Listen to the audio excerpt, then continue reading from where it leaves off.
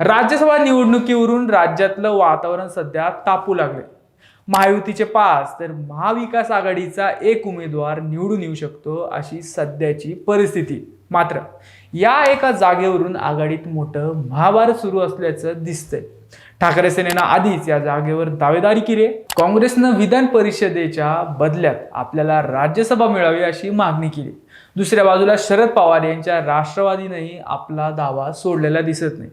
पवार साहेबांची इच्छा असेल तर ते नक्कीच राज्यसभेवर जातील असं म्हणत आमदार रोहित पवार यांनी सस्पेन्स वाढवलाय। त्यामुळे आघाडीत बिघाडी निर्माण झालेली नाही ना असा प्रश्न निर्माण झालाय। महाविकास आघाडीत नेमकं काय सुरू आहे, वस्तादानं पुन्हा उचल खाल्ली आहे का, हे समजून घेऊया आजच्या भागातून। नमस्कार, मी श्रीहरी आणि आपण बघताय बोल बिंदास। महापालिका, जेडपी व पंचायत समिती निवडणुकांनंतर ना आता सर्वांचं लक्ष लागलंय ते राज्यसभा निवडणुकांकडे। सध्याचं राजकीय बलाबल पाहता राज्यात 5 जागांसह महायुती तर एका जागेवर महाविकास आघाडीचा उमेदवार निवडून येऊ शकतो। मात्र सध्या तरी एका जागेवरून महाविकास आघाडीतील तिन्ही पक्षांमध्ये खडाजंगी सुरू असल्याचं दिसतं। राज्यसभेच्या एका जागेवर महाविकास आघाडीचा उमेदवार विजयी होईल अशी स्थिती असतानाही ही जागा शरद पवार यांच्यासाठी सोडावी लागेल असा सूर ठाकरे सेनेचे नेते संजय राऊत यांनी सुरुवातीला काढला होता। मात्र नंतरनं ठाकरे सेनेनं हा पवित्रा बदलत ही जागा सेनेलाच मिळायला हवी अशी मागणी केली। त्यानंतर काँग्रेसचे प्रदेशाध्यक्ष हर्षवर्धन सपकाळ यांनी राज्यसभेची जागा काँग्रेसलाच मिळायला हवी अशी अपेक्षा व्यक्त केली।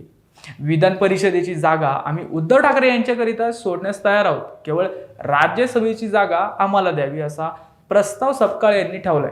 या मागणीवर अद्याप तरी कोणत्याच पक्षाकडून प्रतिक्रिया आलेली नाही। मात्र दोन्ही पक्षांनी परस्पर शरद पवार यांचा पत्ता कट केल्याचं मानलं जातं। त्यामुळे शरद पवार यांची राष्ट्रवादी काय भूमिका घेणार याकडे सर्वांचं लक्ष लागलंय। मागच्या काही दिवसांपासून शरद पवार यांची प्रकृती ठीक नाही।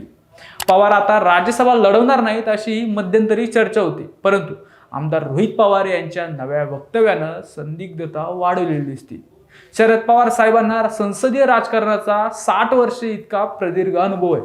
अनुभवाची चर्चा झाली किंवा साहेबांची तशी इच्छा असेल तर ते नक्कीच राज्यसभेवर जातील। चर्चेच्या वेळी आम्ही नक्कीच साहेबांच्या नावाचा प्रस्ताव ठेवू असं रोहित पवार यांनी म्हटलंय। हे पाहता पवार साहेब राज्यसभा लढवण्याच्या तयारीत असल्याचं बोललं जातं। विधानसभा निवडणुकीतील पराभवानंतरनं महाविकास आघाडीमधील एकजिनसीपणा राहिलेला नाही। प्रत्येक निवडणुकीतून त्यांच्यातील अंतर्विरोध उघड होतात। राज्यसभा निवडणुकीतही हेच होत असल्याचं दिसतंय। ठाकरे सेना, काँग्रेस व राष्ट्रवादी तिघांचीही तोंड वेगवेगळ्या दिशेला दिसतात। त्या दृष्टीनेही भाजपनेही रणनीती आखायला सुरुवात केली। ठाकरे सेना व काँग्रेसचा उमेदवार उभा राहिला तर मत फोडून आपला उमेदवार विजयी करण्याची तयारी भाजपनं चालवली। मात्र शरद पवार यांनी राज्यसभेसाठी अर्ज भरला तर सबुरीचं धोरण घ्यायचं असं एकूण भाजपचा पवित्रा दिसतोय। अजित पवार यांच्या निधनानंतरनं दोन्ही राष्ट्रवादीमध्ये अभूतपूर्व स्थिती आहे।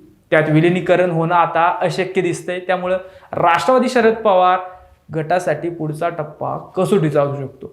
हे पाहता राज्यसभेवर शरद पवार यांनीच जायला हवं असा एक मतप्रवाह दिसतोय। सध्या प्रकृतीच्या समस्या असल्या तरी पवारही त्याकरिता राजे असल्याचं सांगण्यात येतं। हे पाहता रोहित पवार म्हणतात त्याप्रमाणे शरद पवार यांच्याच नावाचा प्रस्ताव 3 पक्षांच्या चर्चेत ठेवला जाईल आणि त्याला इतरांना अनुमोदन द्यावं लागेल अशी चिन्ह दिसतात। तुम्हाला काय वाटतं? शरद पवार साहेब हे पुन्हा राज्यसभेवर जातील काय हे कमेंट करून आम्हाला नक्की कळवा आणि अजूनही आमचं चॅनल सबस्क्राईब करायचं तर आत्ताच करा। जय हिंद, जय महाराष्ट्र।